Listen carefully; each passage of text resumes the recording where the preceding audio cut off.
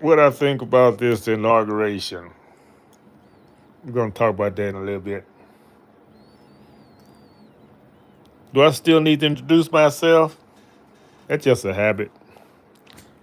I think every time you speak to somebody, somebody don't know who you are. So you got to introduce yourself, no matter how boring it may be to you. There's always somebody who's never seen you before. Say, who are you? That's the first question to ask. Who are you? Well, I represent an idea. The idea of staying in the light. And you can call me old school, new school, young blood, but I'm a more. I believe there's more for us than being so-called Black Americans. To me, that's a curse. Calling yourself black, it means you're a slave, and we got to stop that. And I was thinking about that. I said, man, I don't see any black people on the what you call it, the on the committee. All the PPI departments. There's no black department heads on the cabinet of Trump. I said, well, he knows what I knows. You don't want nobody named Black, calling himself Black, representing you. Yeah, if you don't know who you are, how can you how can you represent me? I mean, that's where I see it. And now I saw this big painting they had of I guess that may have been somebody painted the first Continental Congress. Now that painting, that's a lie because there were melanated presidents during that time, very dark skin. But on the painting, they make everybody pale. They make everybody the same color. You see? That's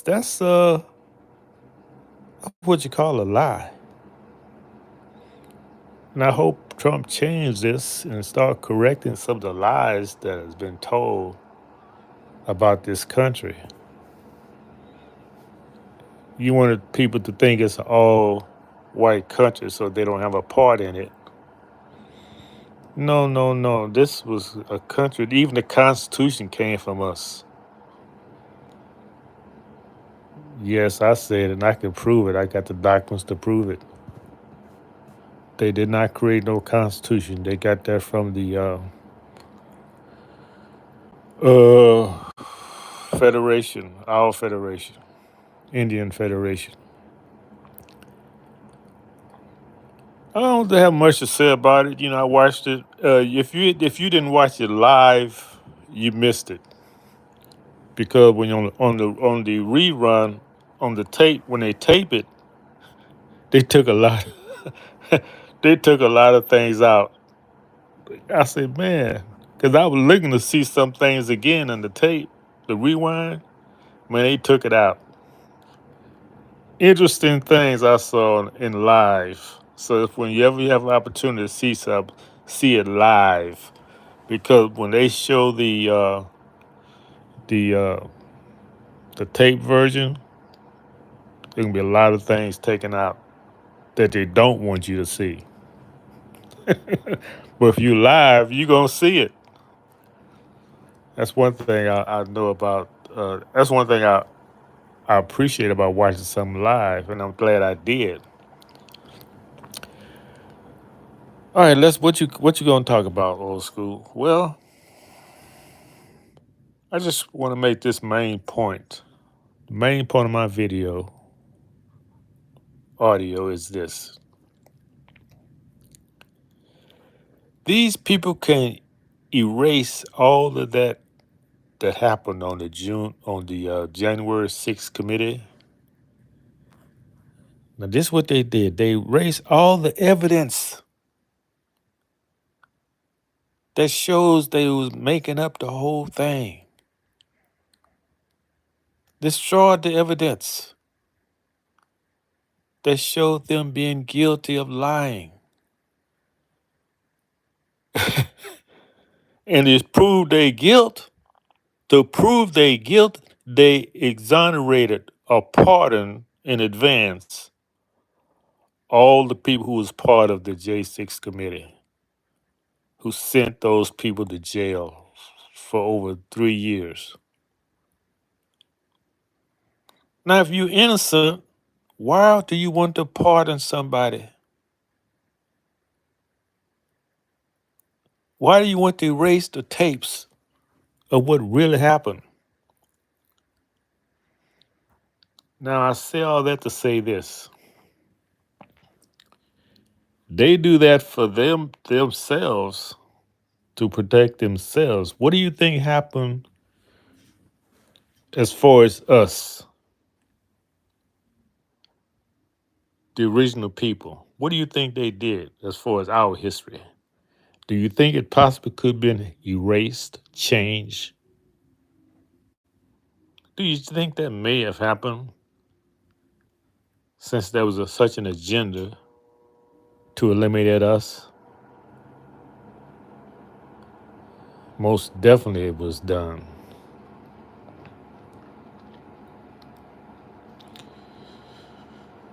So that's what happened, y'all. They eliminated our participation in this government, whitewashed it, destroyed the records of their horrendous crimes, just like they did the J6 committee. And then all the people who were responsible for the atrocities, they were pardoned. And they've been doing this for 250 years, pardoning themselves for their crimes against us, because no one has paid for the crimes against the original people. No one is brought to justice. It's like we just target practice here. So Trump says he's going to change all that. So we'll see. Made a good speech. See who's going to prosecute, who murdered us, the original people. Because I don't care about them. I'm talking about my people. We're the one who suffered, paid the highest price for this so-called freedom. They haven't paid the price we paid. We still paying it. So we're going to see what this freedom of speech look like that he promises. We're going to see.